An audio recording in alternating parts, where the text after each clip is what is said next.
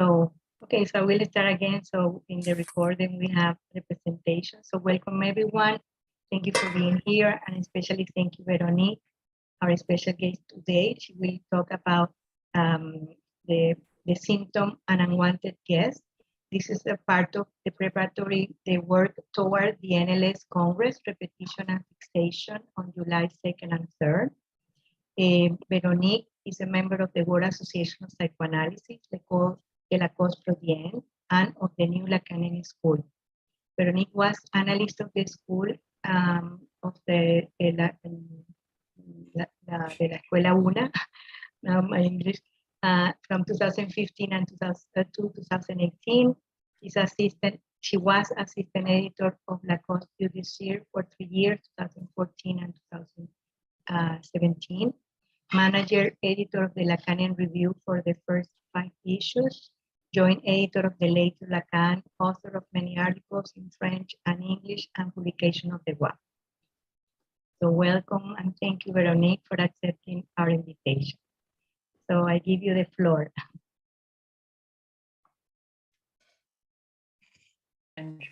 Hi, thank you very much, Ines, for your introduction and your kind invitation to speak to Toronto Initiative. It's the 2nd year that you've invited me to do that, so I'm really happy to be there with you again today. I want to say 2 things as a preliminary. First, I have to leave sharply at the end of the seminar because there was a bit of a difficult or mistranslation of the time, so I have arranged a family dinner. So you will excuse me if I leave promptly when we are done. The second thing is I have decided that I was going to may I ask the attendees to switch off their mics?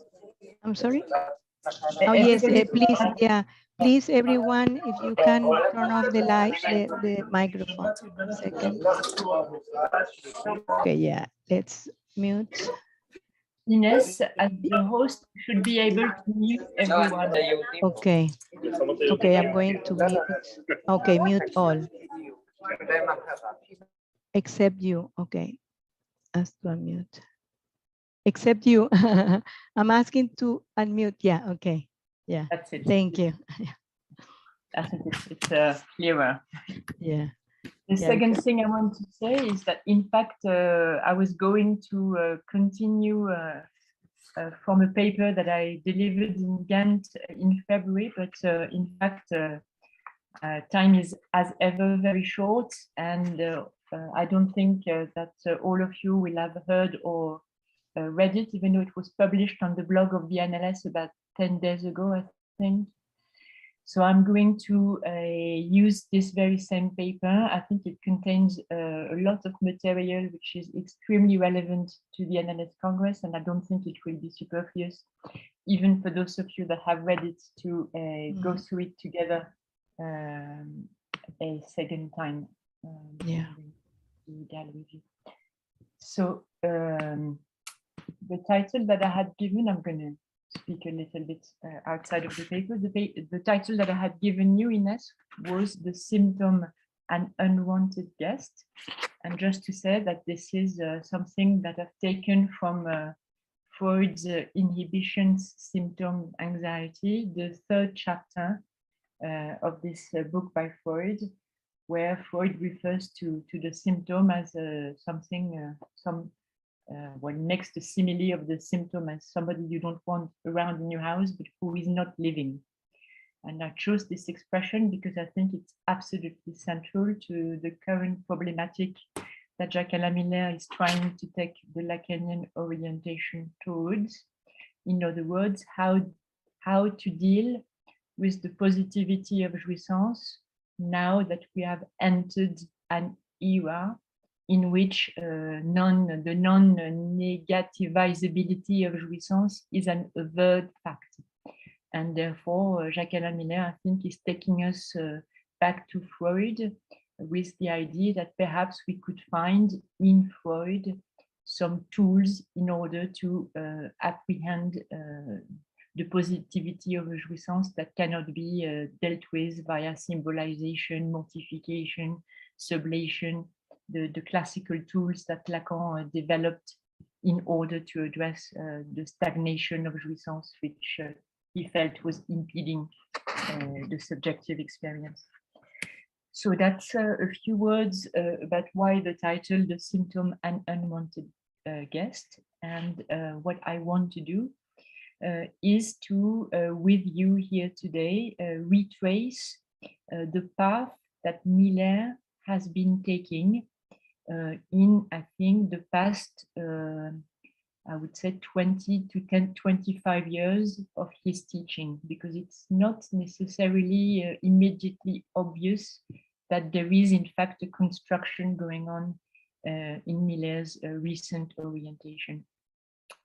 It is, in fact, his orientation in this past 2 decades, which has led the New Lacanian School to situate the Freudian concept of fixation at the core of our research for this year. And it will be, as you know, the theme at the center of the Congress to be held in Lausanne in the first weekend of July. But why has this concept of fixation become so prevalent when it was, as you know, something which Freud had left more or less to the side, or had referred to incidentally here and there, but Freud had never made of it a fundamental concept of psychoanalysis. And yet we are now with the concept of fixation, which is, how can I say, which is spearheading, which is guest featuring on the front page of our work. So this concept of fixation indeed comes from Freud, but it has been considerably augmented and revisited by Jacques-Alain Miller, notably in his course of 2011, Being and the One. But I will try to argue with you that the trajectory that led to the foregrounding of the Freudian fixation had started quite a while before 2011. So that's just a few elements so that you can situate what we will speak of today. Ines, please do tell me if I speak too fast or if I'm not too audible. Don't hesitate. I think you are perfect, yeah. Or people can say it in the chat also. Thank you. So this concept of fixation, in addition to being extremely relevant to the current work of the New Lacanian School and the other schools of the World Association of Psychoanalysis, I also want to underline that even though it's not yet been developed in the schools of the world, I think, at least in my opinion, that it's a concept that is of particular relevance to what we are living through at the moment in terms of the past. Those of you that are members of the World Association of Psychoanalysis will have attended in March the Great Conversation of the Past on the Saturday, 19th of March, and you will know that there is a crisis of the past. There is, of course, it's absolutely essential that there are crises of the past every 10 years or so, because automaton is the enemy of psychoanalysis. Huh? I'm not saying that it's a problem that there is a crisis of the past, but that there is a crisis of the past, which indicates that the automaton that had progressively instituted itself over the past decade is being challenged, and there will a new paradigm of the past will emerge from the reflection which is currently going on in the ECF, and which will produce through effects of resonance transformations in the way in which the past is being experienced and construed in the different schools of the World Association of Psychoanalysis. And it's at least my opinion, my view, that the concept of fixation will be highly relevant to what emerges from the challenging of the previous paradigm of the past and the new paradigm, which is currently being I suppose, thought through in many places, through many conversations and so on. What is just a couple of words about what we can say about the current crisis of the past?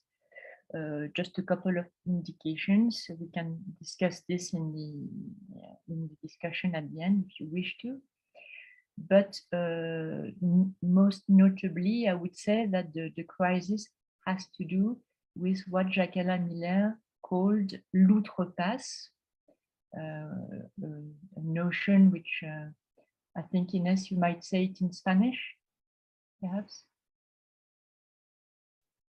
Yeah, I think, well, I think it's, I don't know exactly how it's translated, because I don't know if somebody from EOL that is here. Ultrapasse. Ultrapasse. Ultrapasse, yeah, ultrapasse. I think it translates better in, thank you, Federica. I think it translates better in Spanish than in English, where if we say the afterpass, it sounds a little bit like the after effect, and it compounds the misunderstanding that the outrepasse has to do with the after effect of the past, what happens as a consequence of having undergone the past. In fact, when Miller invents the concept of the outrepasse, it's not at all to refer to what happens after the past, or at least not after the dispositif or the procedure of the past, but indeed it has to do with what happens after the pass of the fantasy, which is the past which is at the heart of the 1967 proposition of the past. But it has long been argued in the school, at least within the ECF, and I'm sure in other schools as well, even though I don't read the other languages of the world, unfortunately, except for English, that the past of the fantasy was no longer reflective of the kinds of analyses that are being experienced or undergone today, which Miller, amongst others, has referred to as the pass of the symptom or the pass of the speaking being. And so the concept of the outrepasse, the ultrapasse, has to do with what happens after the traversal of the fantasy, which was defined with, as you know, the dual, the pair of disbeing and confrontation with one's irreducible modality of enjoyment. So I think in the concept of the ultrapasse, of the outrepasse, the concept of fixation is much more central than it was at the time of the proposition of 1967. And therefore, the concept of fixation needs to be also reconsidered within this orientation as to what the end of analysis is within the perspective of the outrepasse.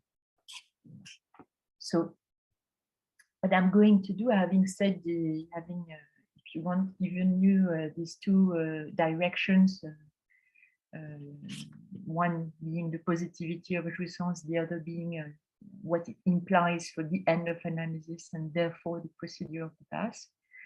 What I will do is to try and reconstruct with you the trajectory that Jacques-Alain Miller has taken the Lacanian orientation on in order to update, actualize the endless aggiornamento that psychoanalysis needs to submit itself to, if it's not to become a knowledge that tries to interpret reality, as opposed to being a knowledge that is deposited from the analytic experience. It's a very important epistemic point. Psychoanalytic knowledge is not knowledge constructed in order to interpret the experience. It's knowledge that is deposited from out of the experience, and therefore it can never be static.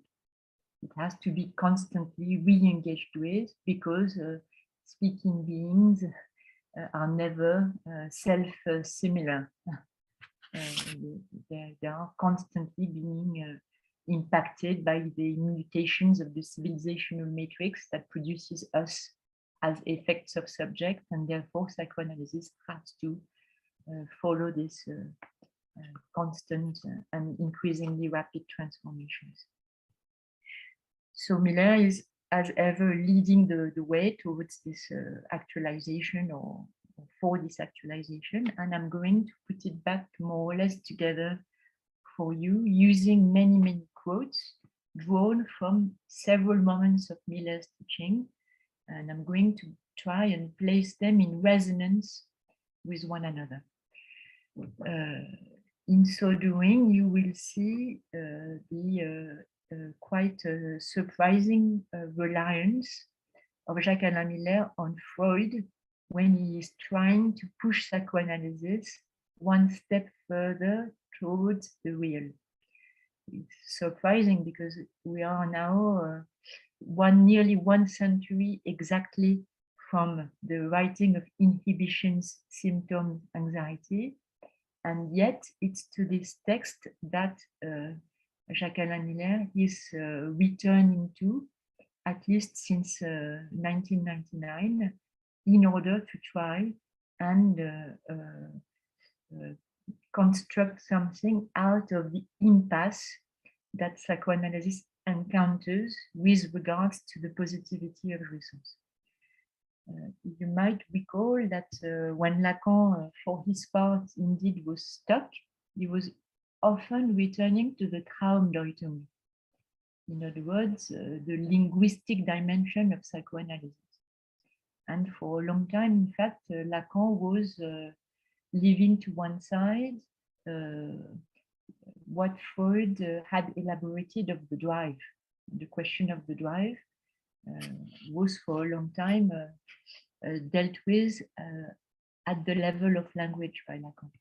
And so Miller, for his part, is returning to these texts of Freud that have to do with the drive and leaving to the side the elaborations of Lacan that have to do with everything that he has ordered under the banner of the negativization of jouissance.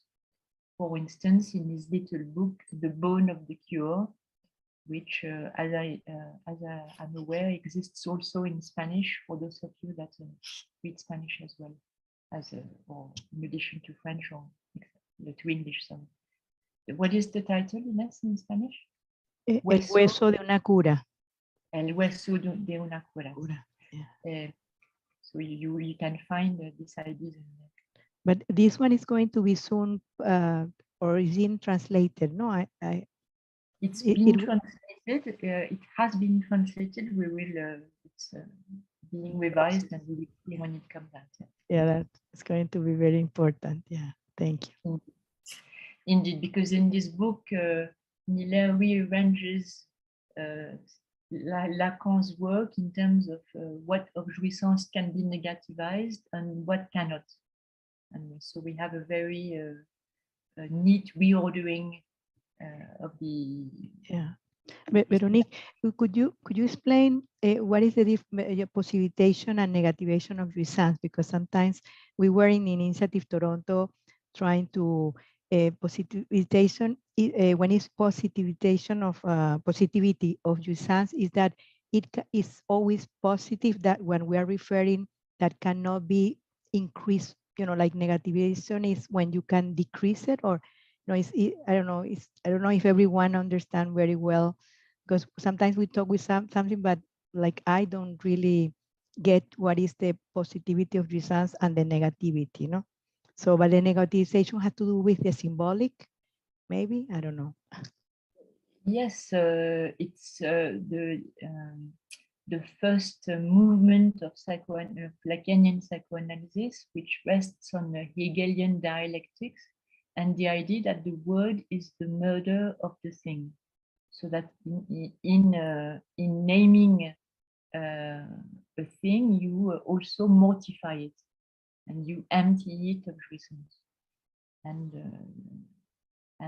for a long time, the idea was that you could, through language, reduce the jouissance that the speaking being experiences as in excess. You could I don't know how to make a verb out of this, but you could produce homeostasis. And in this sense, another version of the pleasure principle would be the signifying chain. It's a definition that Éric Laurent gives, for instance, in the short text of orientation for the Buenos Aires Congress that didn't take place on the dream. He wrote a short text called L'espace d'un rêve, the space of a dream, and he gives this definition of the pleasure principle as the signifying chain, reducing everything to sense, eradicates jouissance, excess jouissance, and so on. But in The Bone of a Cure, Miller returns to the Freudian conundrum, which is that the quantitative factor is always constant. That's why I think Miller returns to Freud, because Freud already knew that the quantitative factor of the drive was always constant, and that therefore it cannot be negativized. It has to be treated in another way. We cannot hope to mortify it, to make it disappear. So in The Bone of a Cure, Miller says we can reduce it, or we can at least reduce its manifestations by reducing the subject's life to a few axioms, the symptom, the fundamental fantasy, and so on. And this, in this way, the jouissance is condensed and reduced in a few formulas. But then what do? Because the quantitative factor cannot be reduced. It's always constant. There is a positivity to jouissance, which is a fact of structure. And this is where precisely Miller will turn to chapter 3 of inhibition, symptom, anxiety, and the symptom as the unwanted guest. It's somebody who is there, and it has to be accommodated. It has to be accommodated because you cannot kick the guest out. You cannot bury it somewhere. It will always be there in one way or another. So that's the basic idea. And as we all know from our clinical experience, of course, we mustn't think that psychoanalysis describes reality. It's simply trying to create beings of language in order to deal with what we encounter in the clinic. And we know that with Freud, the subject was seen as suffering from a prohibition or an excess negativization, and that in our time we see the subject as rather suffering from an excess or lack of negativization. And so psychoanalytic theory is trying to work with what it encounters. It doesn't mean it's describing an antique reality. It's simply trying to create tools to retain efficacy with the symptoms of our times. Thank you. Thank you. So I will return to my little idea, which was to try and reconstruct a few moments in Miller's trajectory.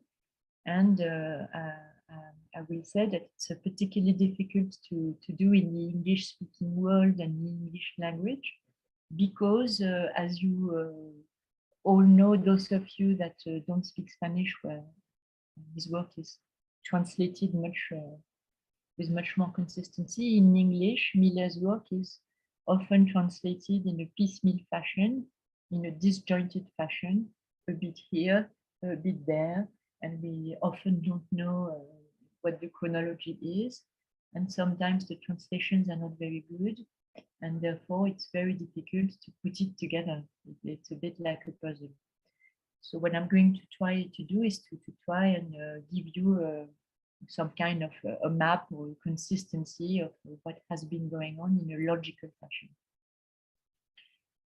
First of all, I will start with the expression, the root of the symptom. It's a word I can't say very well in English.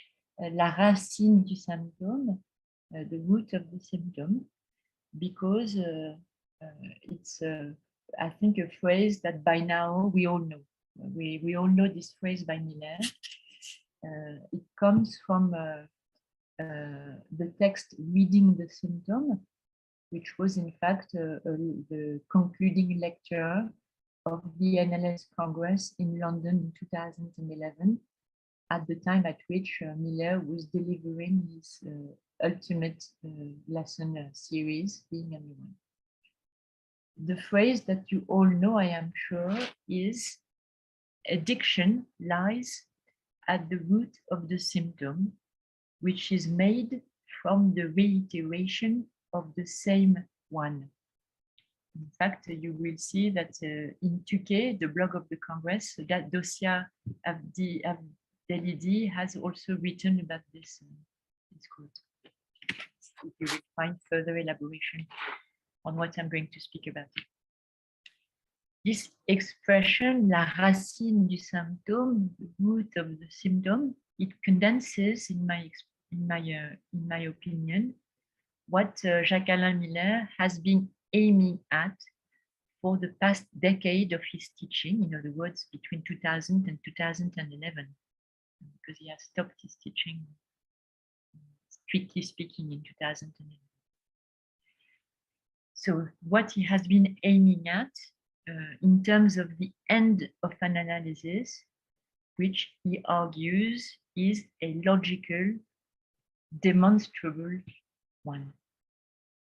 It's a very topical question for the schools at the moment, in particular, because, as you know, the theory that we have of the end of an analysis, or what we call politics, also determined the strategy and the tactics of the analyst in the direction of the treatment. These are the three terms with which Lacan opens his famous text, The Direction of the Treatment.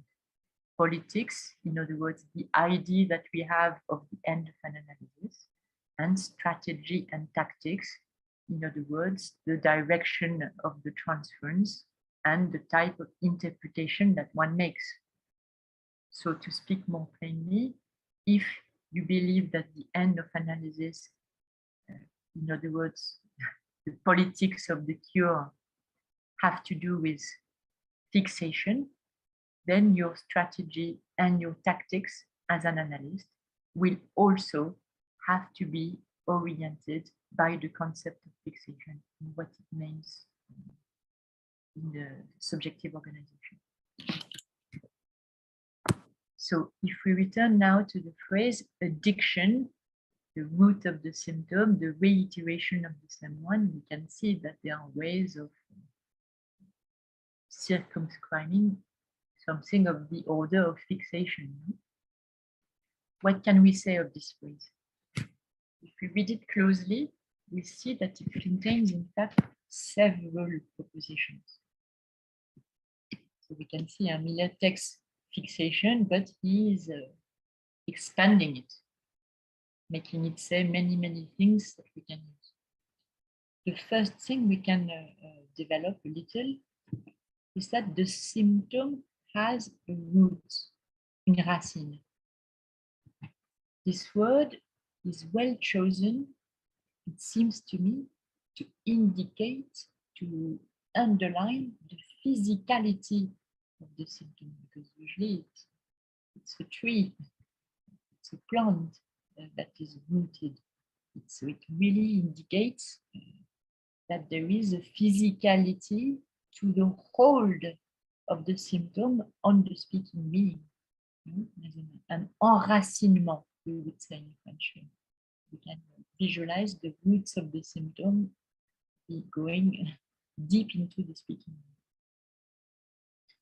And indeed, the corporeal dimension of the symptom is well illustrated by the conjunction that Miller makes between symptom and addiction.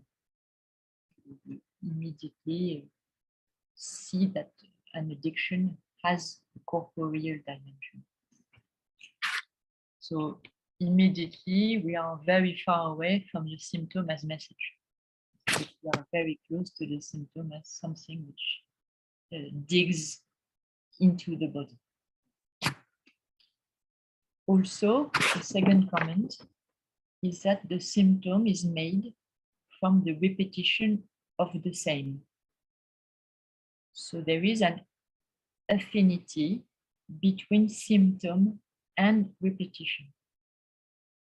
But as we will see, and as Alexandre Stevens has shown in his argument for our Congress next month, this repetition, the repetition which is at stake in the reiteration of the same one, is distinct from both automaton, which is the automatism pertaining to the signifying chain, and from tuke, which is the repetition of a failed encounter with essence or a trauma. I will quote from Alexandre's argument because the distinction between tuke and iteration isn't so readily graspable.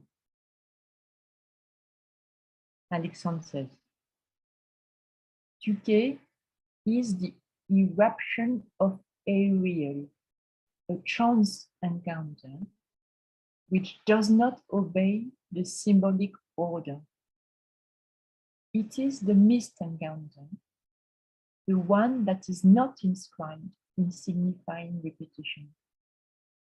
It is what gives the object A its place, and thus opens up a new meaning for the real, the eruption of bits of the real as bits of jouissance. So we see that tuke is directly correlated to the concept of object A.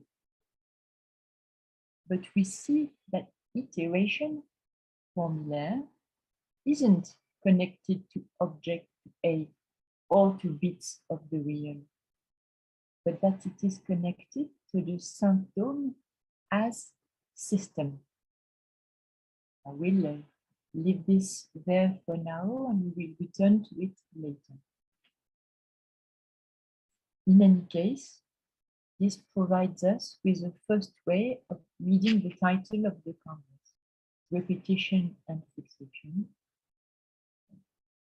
The term iteration pertaining to the Freudian term of fixation, albeit as revisited by Jacques Alain. The same concept, but layered. So somebody is asking the reference to Alexandre's text. It's the argument for the Congress. Yeah, I will put the link of the argument on the chat. Can be found Yeah, on the website of the NLS Congress. I don't yeah, have it here. yeah. It exists in English very readily. So. Thank you, Ines. The third observation that we can make, so first observation had to do with the root, second with repetition, third with what is it that is the same? When Miller says it's the reiteration of the same one. What it is that is the same? The same in question, that which is being repeated, is the one. It is therefore distinct from it's always the same story, or the production of always the same surplus reasons. Let's simply say here, quoting from Miller's final course, that the repetition of the one commemorates an unforgettable eruption of jouissance. And we note that this unforgettable eruption of jouissance has to do with a positivity. Indeed, the elaboration of the concept of fixation under the name of iteration has to be read together with Miller's radical proposition in his 2011 seminar with regards to feminine jouissance. I will read you this quote. I'm sure you all know it as well, but I'm trying to put things you know well together to show you how they fit. So this quote is the following. It comes from the second lesson of being a man. What Lacan glimpsed through the lens of feminine jouissance, he generalized to the extent that he made it into the regime of jouissance as such. He saw that up to this point in psychoanalysis, one had always conceived of the regime of jouissance from the perspective of the male side, but that in the last teaching, the perspective of feminine jouissance, conceived as principle of the regime of jouissance as such, opens up.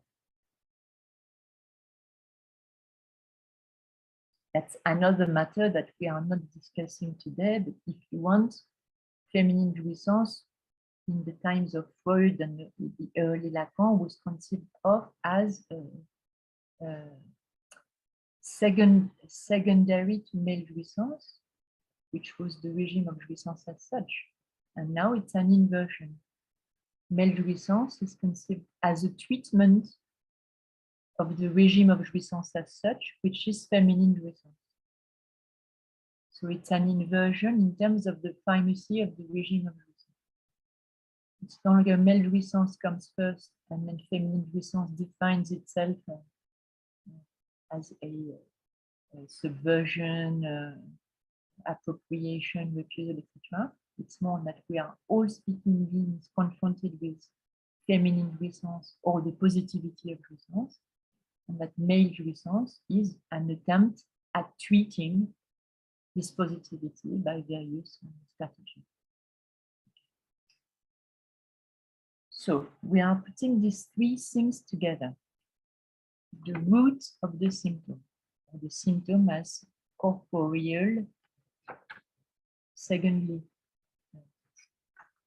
iteration. And thirdly, iteration of an eruption of jouissance. We have three ways of understanding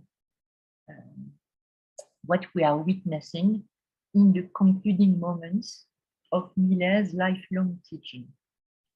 What is it that we are witnessing in this 2011 seminar, which is indeed the quilting point of a life dedicated, consecrated to the elucidation and advancement of psychoanalysis.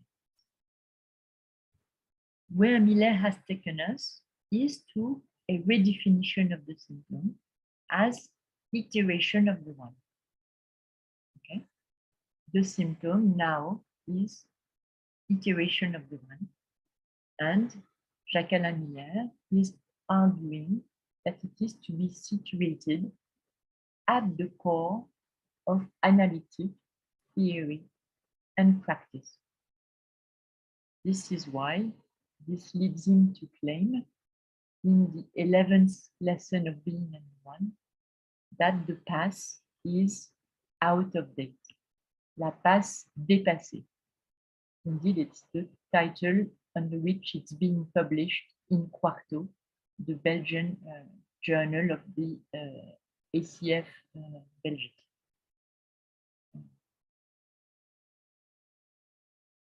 La passe dépassée, this of course must still resonate with what I said at the beginning. If the past is out of date, what is in date what is of our time is the outrepasse, the ultrapassé, the afterpass.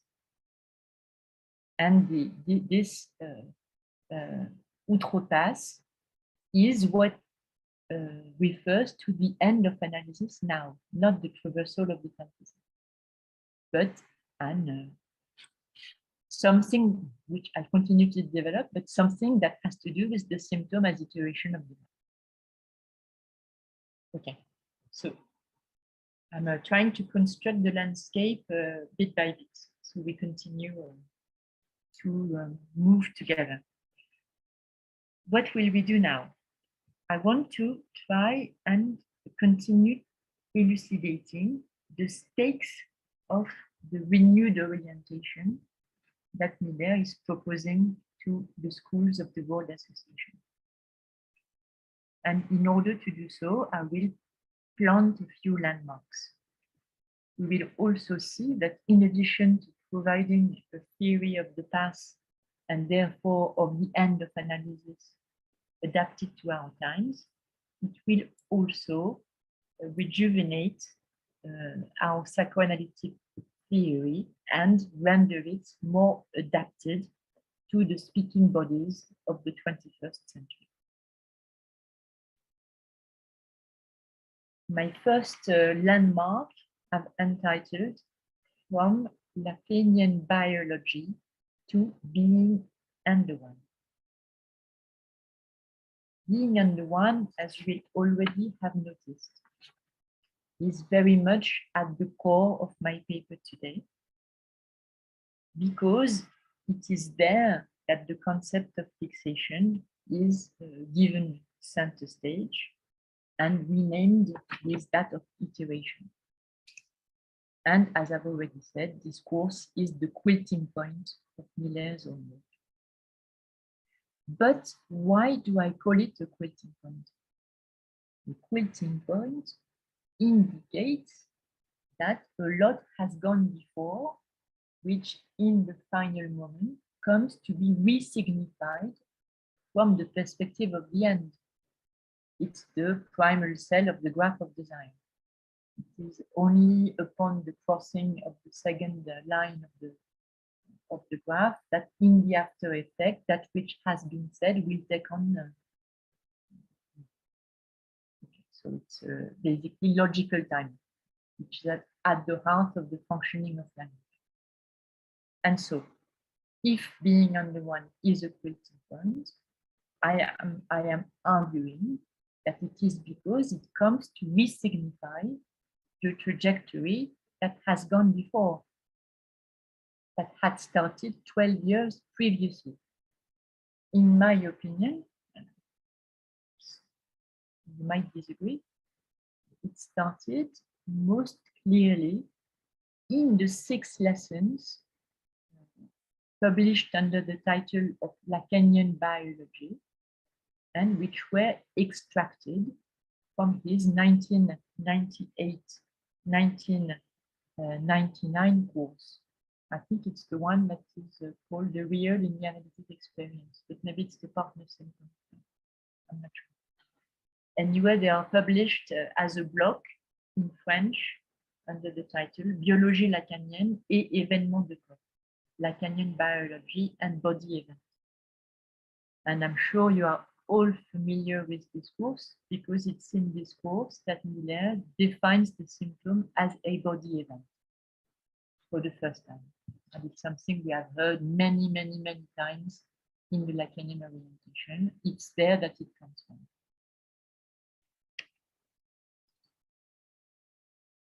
So what happens in Lacanian biology? It has to do with the symptom in psychoanalysis.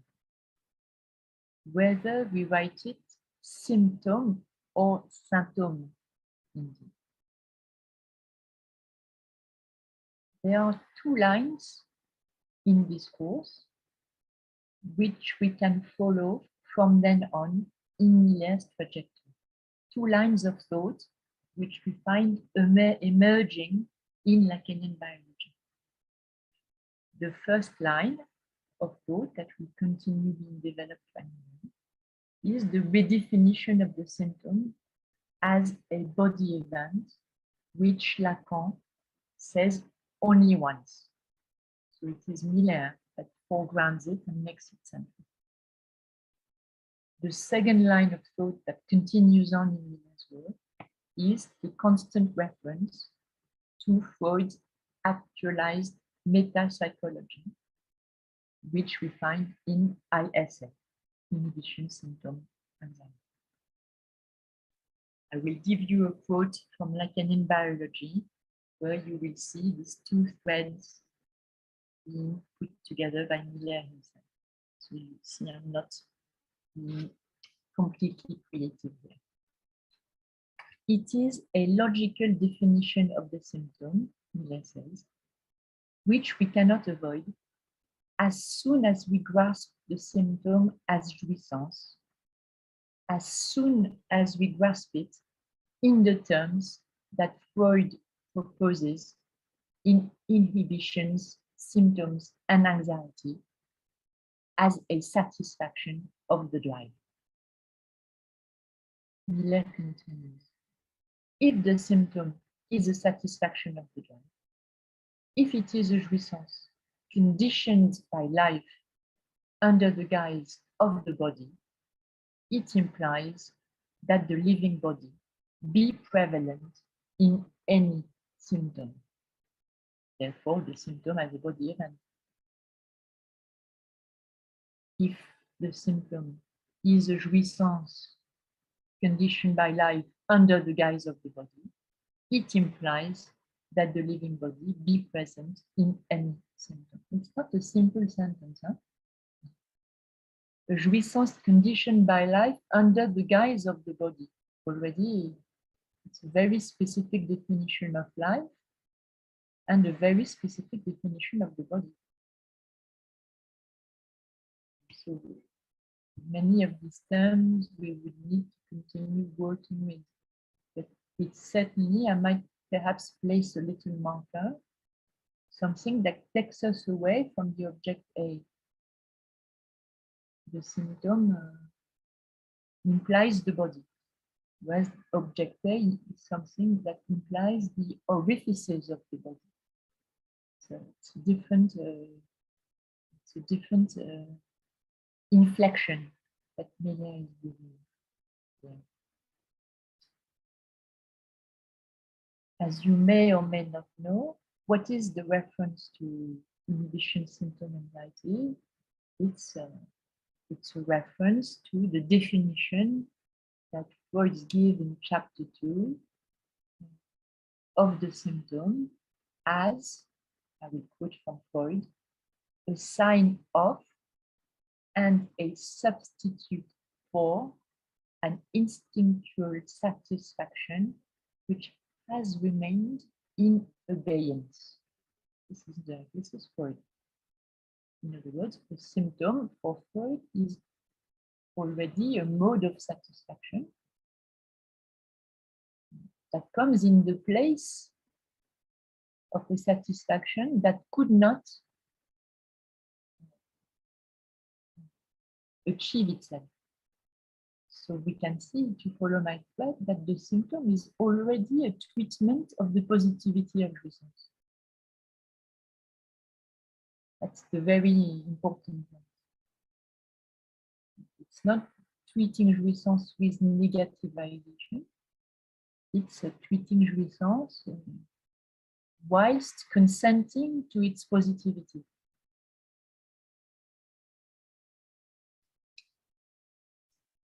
In my opinion, Freud's definition of the symptom as a modality of satisfaction is absolutely central to Miller's redefinition of the aim of an analysis, taken beyond the point of this being attendant upon the traversal of the fantasy, which is the 67 definition. As a preliminary indication, I will continue to develop this. It has to do with the question of the quantitative factor, as I said a little bit when answering Ines's question at the beginning. Indeed, as I said already, the quantitative factor has to be addressed in a creative perspective, for once the destinal articulations of the subject have been disinvested from their libidinal charge, where will the libido go, if not to approve the symptom? If your libido isn't invested in thinking, take some of the elements of the past testimonies, or I don't know, Fabian Fanwax, I am an idiot, for Hélène Bono, I will be thrown out of the window, for Sonia Kiriakou, I was loved when my parents knew I was going to die, and so on and so on. That's the destinal articulation that attracts the subject's libido and creates his destiny. You are an idiot, you have to die to be loved, etc., etc. Once the libido is withdrawn from the signifying articulations, where will it go? If not to the symptom, because the symptom is the thing which, according to Jacques Miller, anyway, is primary. It's a mark that iterates and continues to attract reasons. Therefore, it's the symptom understood in these guys that has to be treated creatively. That's the problematic at the heart of psychoanalysis today and at the heart of the question of the end of analysis.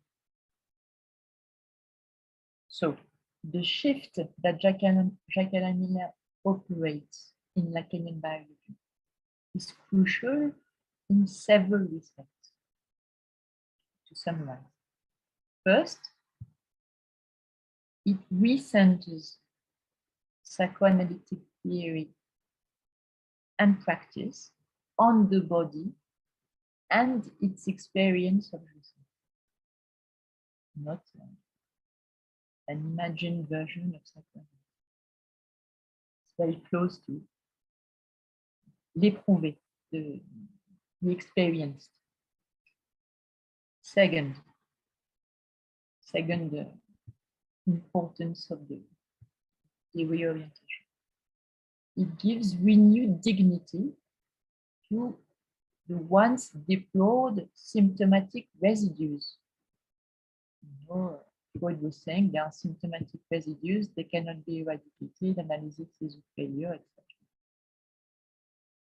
What Miller does, it gives renewed dignity to these residues because they become the root of the symptom. And it's the symptom that testifies to the singularity of the mode of one's existence. It's not anything else. So they are not to be deplored, they are in fact to be consented to. And also, final aspect, this reorientation, renderings of knowledge and of the end of analysis. Has to do with what I was saying earlier with the epistemic dimension. Knowledge is not once and for all, it's something that is deposited in the after effect and is never constant.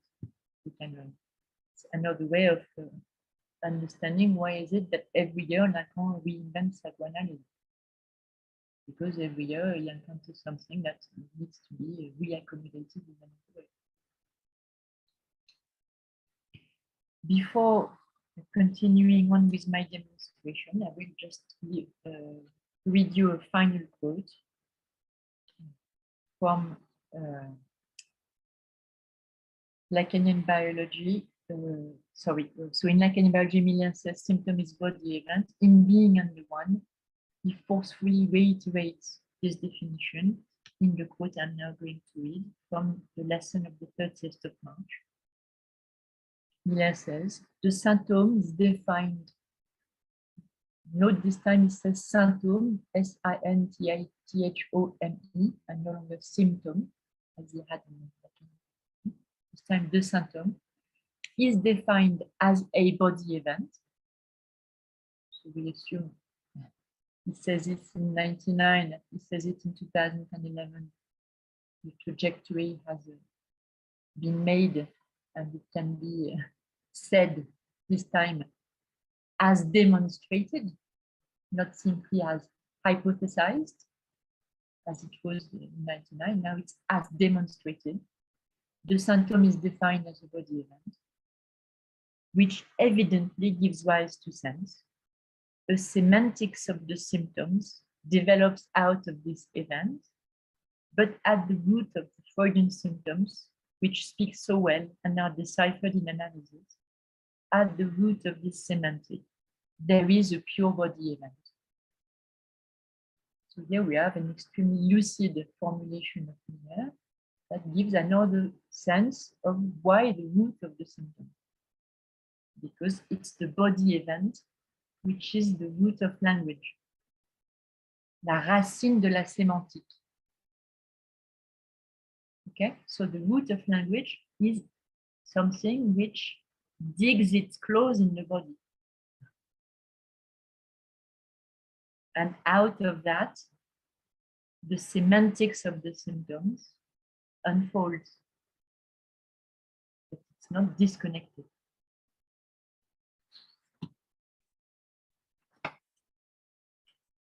So that was step one.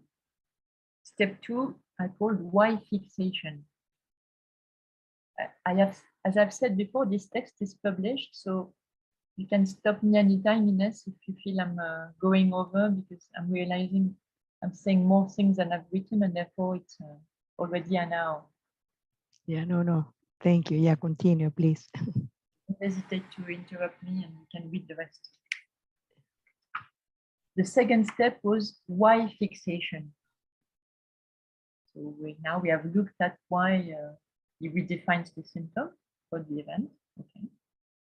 He takes from Lacan and the conference on Joyce, symptom as body event. He puts together with Freud, symptom as instinctual satisfaction, new definition of the symptom. Step one. Step two, extract the concept of fixation from Freud. Okay. And we see these things happening step by step. Why does he take the concept of fixation? I want to think about why Miller finds it important to extract the term from Freud. We know, being avid Freudian readers for a lifetime, that the term fixation occurs in three distinct contexts in Freud's work. I will remind you. First, and this is the best known occurrence, it refers to the fixation of a drive arrested upon its developmental path. I will quote from the argument of the Congress. There, Alexandre Stevens has retraced for us the occurrence of the term fixation in this perspective. In other words, the perspective of arrested development of the drive. Stevens looks to the three essays, to introductory lecture number 18 and in analysis terminable and interminable. Stevens summarizes the constant in all three papers in the argument for the Congress. There is a question. What is the title of the published paper that relates to this talk? Will you give the link of the blog, Ines, when you have a minute, to my paper? So Stevens says, for Freud, fixation is always linked to the repetition of a particular libidinal trait that has been traumatic. In other words, that has involved the eruption of a real. This is how Stevens summarizes what Freud says of libidinal fixation. Okay, I repeat the quote from Alexander. Fixation is always linked to the repetition of a particular libidinal trait that has been traumatic. In other words, that has involved the eruption of a real.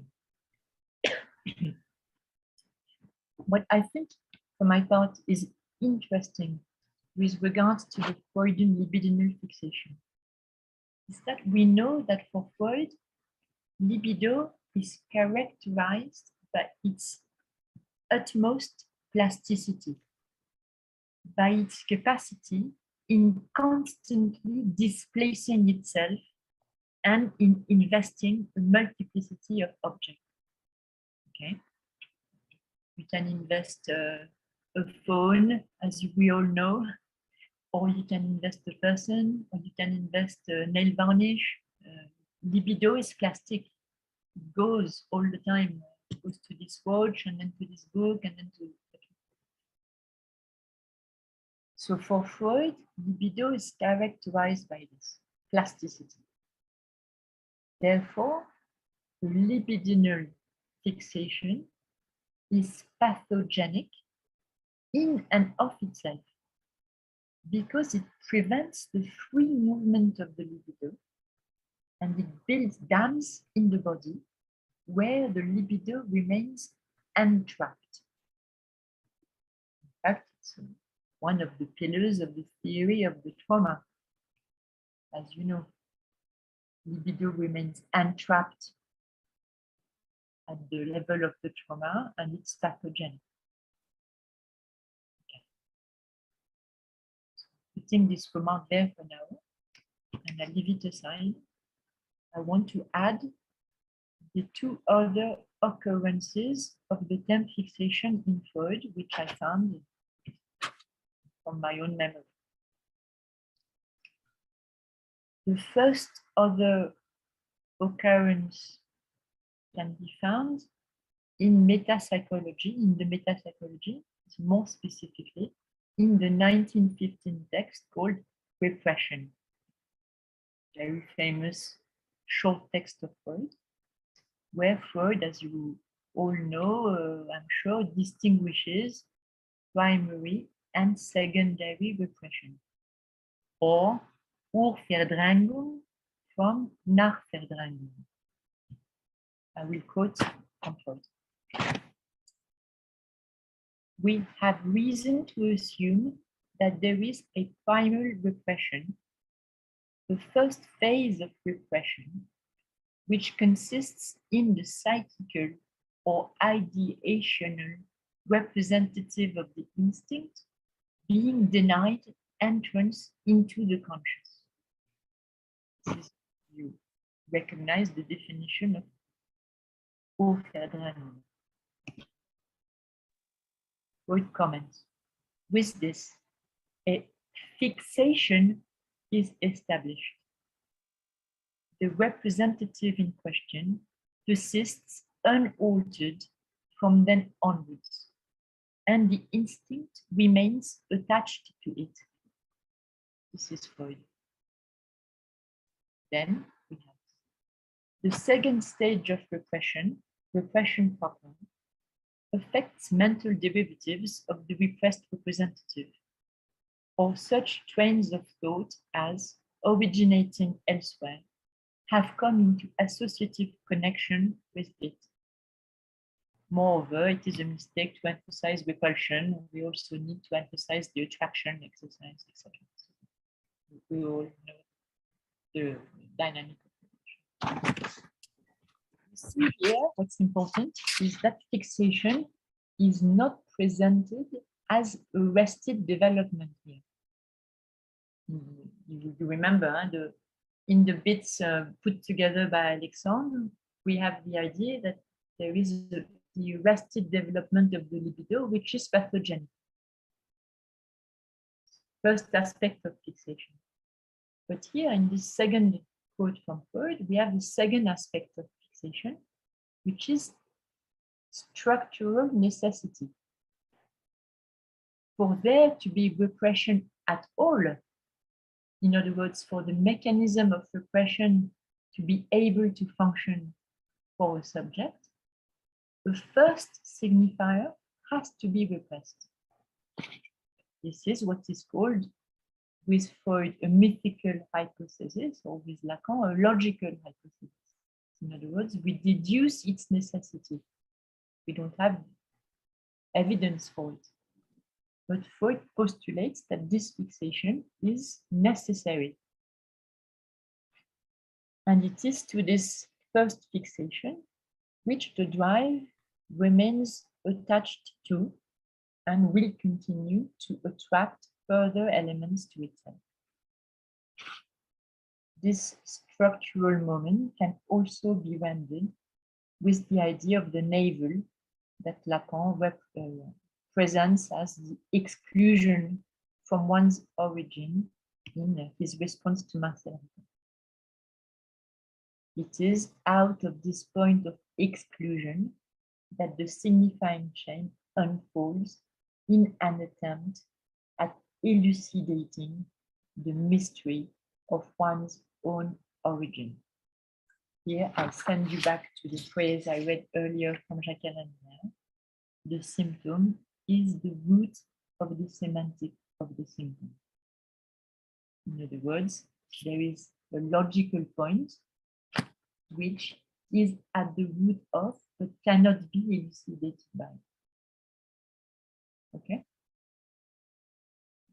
That's the construction. The third Freudian reference to fixation can be found in inhibitions, symptom, and anxiety, with reference to the secondary gain from illness, which follows on from a neurosis. It's in the third chapter of ISF. Freud says, this gain comes to the assistance of the ego in its endeavor to incorporate the symptom, and it increases the symptom's fixation. In my opinion, this third occurrence of the term fixation is the most interesting for what Jacques Miller is trying to accomplish with his use of the term fixation. Here we note specifically the notion of incorporation of the symptom, a lead that I will continue to follow. In any case, I will now quote two statements by Miller that can act as two further landmarks in our reconstruction of his trajectory. The first quote is from the lesson of March the 30th, 2011. What Freud identified is what we formulate as the conjunction between the one and jouissance, a conjunction that makes libido not susceptible to transformation, metamorphosis, displacement. What we mean by point of fixation is that there is the one of jouissance that always returns to the same place, and it is on this account that we qualify it as real.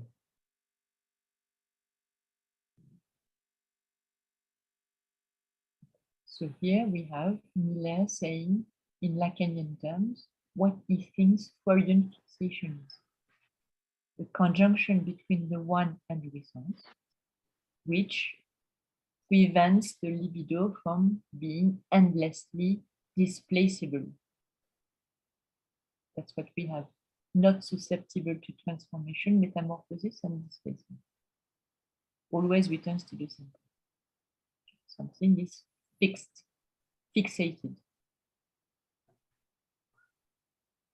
We see, therefore, that Miller finds in the Freudian concept of fixation an equivalent of the Lacanian real. to the extent that in the context of the plasticity of libido and the displacements that specify the signifying chain, there is nonetheless something that always returns to the same place.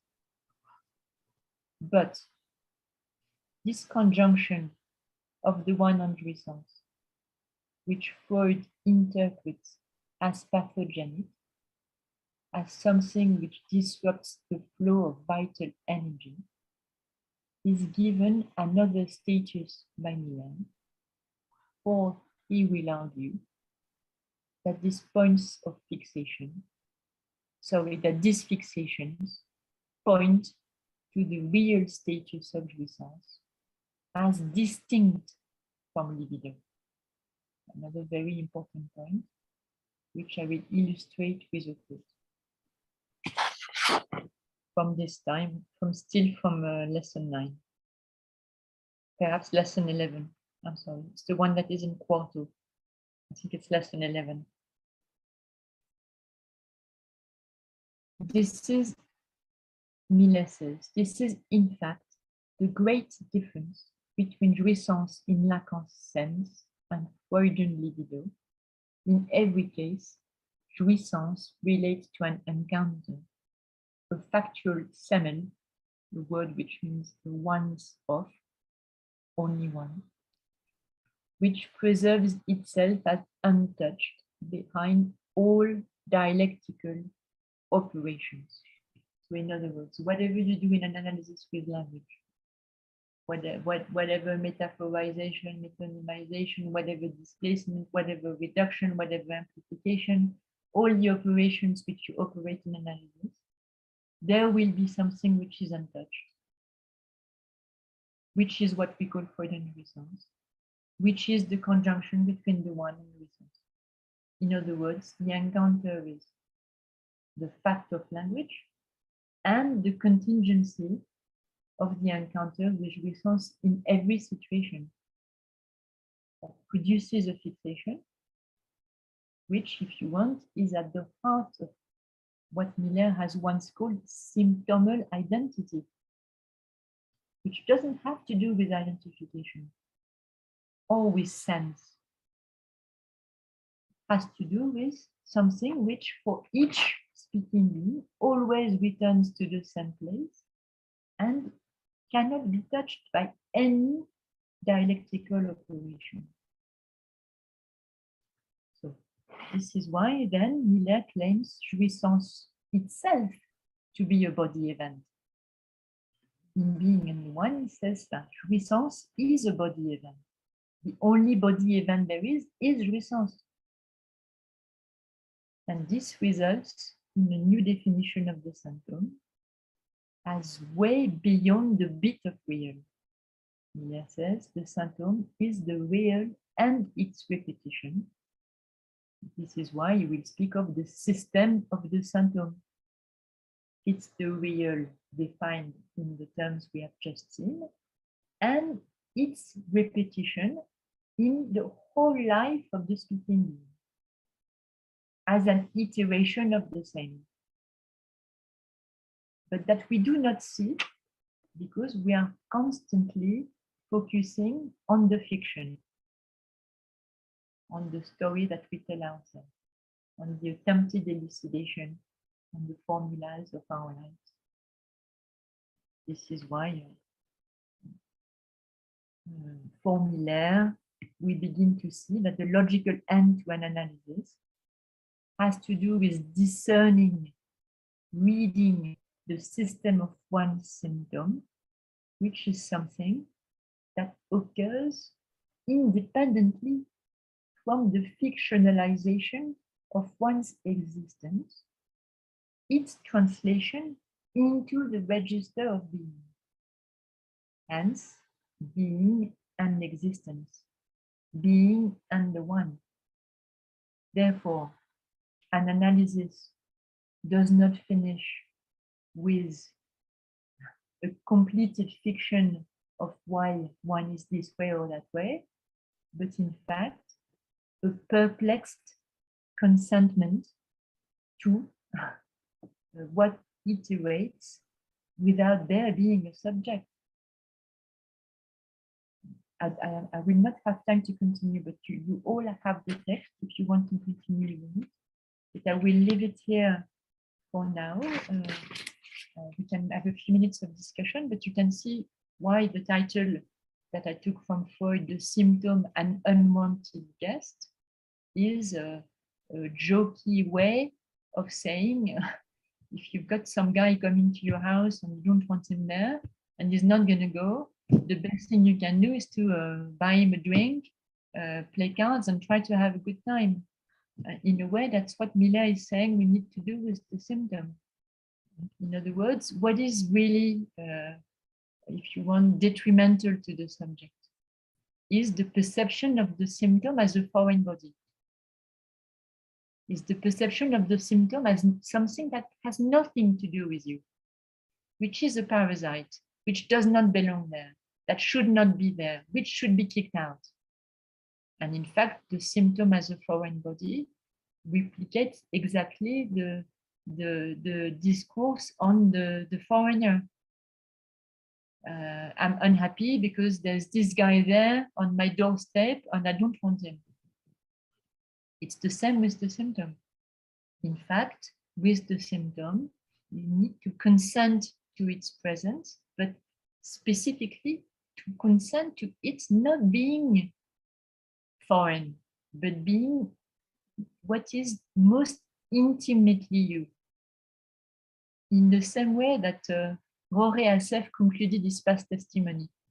Roré Assef was an analyst of the EOL, of the Escuela De orientación lacaniana.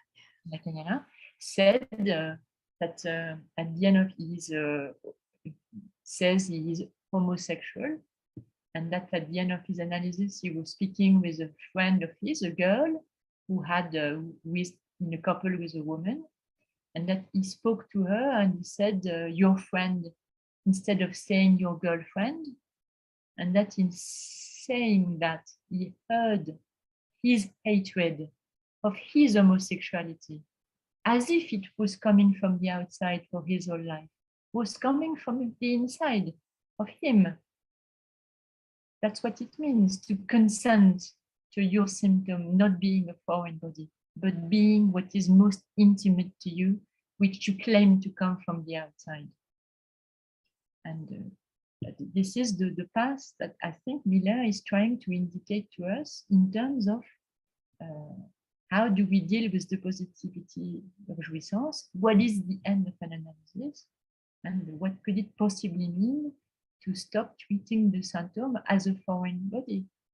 It simply means that you stop the onerous work of defending yourself, building, if you are Trump, a wall between Mexico and the United States, if you are a human being, by denying, repressing, producing reactional formations, lying, etc., etc. And to simply say, yes, this is part of me.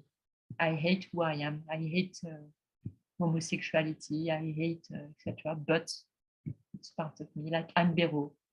Yes, in her testimony, she said this terrible word that came to her mind faced with her husband's mistress, to consent to it being who she is, the hatred that is hers. So I think that's a very important trajectory that I'm sorry we cannot go further with, but we need to continue, all of us, I think, reading around and thinking about. And I'm sure we will continue in Lausanne next month, developing together this these themes, and we have very few minutes for questions, I'm afraid. Maybe one question. I don't know who wants to. Joel, I don't know, you had some question or. Thanks for a wonderful talk. Can you, I'll make my question brief. Can you explain how the sameness of the same place is established? Is that a logical deduction? Is that a symbolic sameness? I mean, how should we understand the notion of sameness, the return to the same place? Yes, it would require two answers. The first answer is the theoretical answer, and it's what Miller has developed out of the statement by Lacan, Yadelin. There is something of the one. And in his whole course, he develops the idea of this conjunction between the signifier as one. In other words, every signifier, insofar as it doesn't implicate sense. That's the mistake. The signifiers do not have sense. They are matter. And every signifier in that sense is the signifier one. In other words, it's the matter of language, which conjoins for each one of us with an experience which is traumatic because eruptive, contingent, unexpected. Simply the subject is not equipped for it at the moment at which it occurs. And the theory in Lacan and Miller that there is this point which gets constituted as the point from which one is excluded, the mythical origin that we constantly seek to decipher in the guise of what was I in the discourse of my parents, etc., trying to grasp this mythical moment, which is excluded out of necessity. So that's the theory. The practice is something which, after a very long analysis, you begin to notice in yourself. You begin to see something in the order of, I have always been that. I did not know it, but I have always been that. And once you are, if you want, free of believing in I am like this because my mother, because my father, because I don't know, Catholic religion, because Iranian tradition, etc. Once you stop, if you want, externalizing your causality, you become more lucid as to what iterates in you without there being a consent to it or knowledge of it. And it's at that point that the real end of analysis begins, if you want, with this, we say in French, repérage, I would say localization, circumscription, tightening around, because you begin to see precisely what has been the movement of your life without you knowing. For example, in my case, I gave it the name à l'arrache, which is something I recognize in my manner of living. Sonia Kiriakou called it qui vive, in other words, to be on the alert. It's a mode of being, if you want, running around suddenly. But it's something you didn't know about yourself, that probably a lot of people know about you, but you don't know.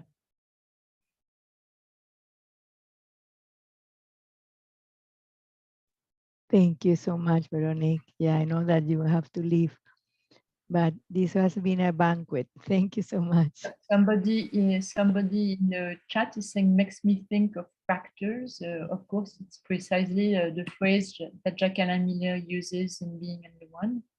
And if you want to read Dostia Avdelidis' paper, she precisely develops this dimension of the self-similarity of the symptom from the perspective of the factors.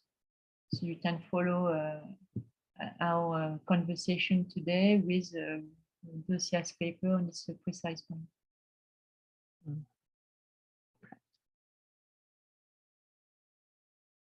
Thank you. Thank you so much, really. We are so happy that you know, it's amazing. Thank you so much. Thank you, And thank you for everyone, you know, for attending and participating. So, well. Thanks a lot. It was great. Congratulations. It's been a pleasure. See you all in Lausanne, I hope. Okay. Bye. Bye, Thank everyone. you. Bye, everyone. Thank you.